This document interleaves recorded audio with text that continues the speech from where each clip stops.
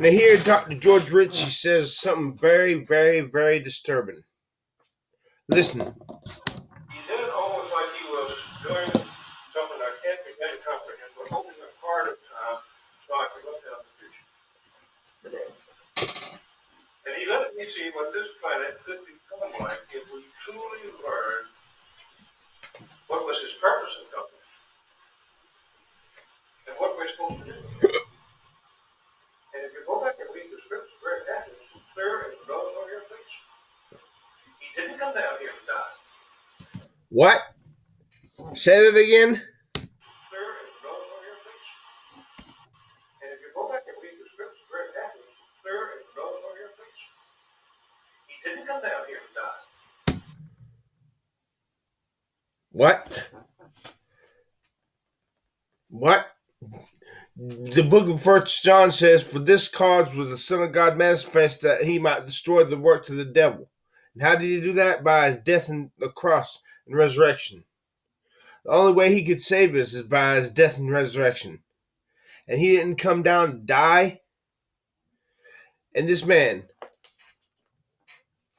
wrote 2 books. He died in a hospital, in Texas hospital, and met the Christ, or so he says.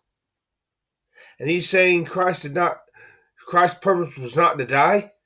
Okay. He didn't realize, because he had 100% ESP, if he came down here and got mixed up with this insanity we're all infected with, that we probably kill him. Wait a minute.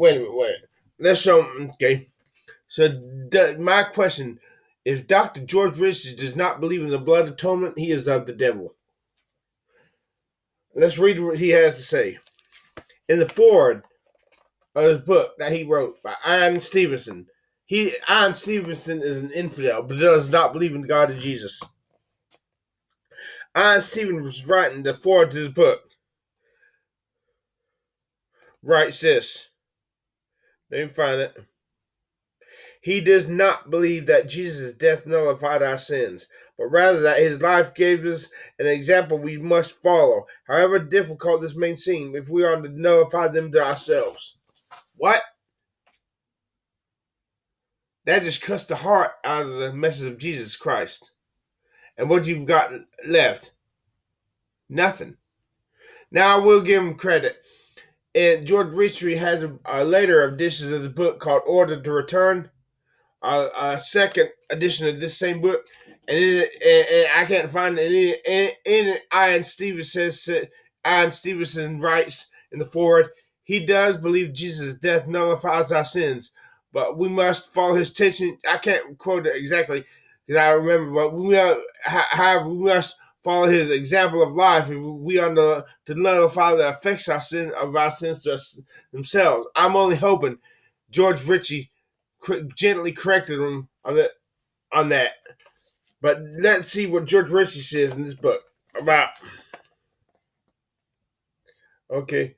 Certainly Jesus and his Father, our God, knew if we came down here to earth, plain and confronted us with the truth about our own individual thinking and how far we had strayed from God's desires and teachings, we would kill him.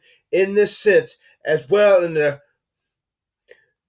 the more orthodox was the organized church teaches. I believe that he died for our sins. So, what are you saying, George? Did Jesus die for our sins so that we could be forgiven or not? I repeat it. It is in this sense, as well as the more orthodox with the organized church teaches. I believe that he died for our sins.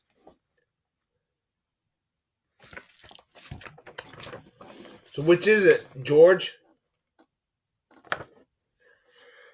Another page. I believe Jesus did not incarnate just to die for our sins. He has just to die for our sins in italics. He also lived and died to show us, all of humanity, regardless of race, color, or creed, how much our God, our Father, loved us. He expects us to do the same thing.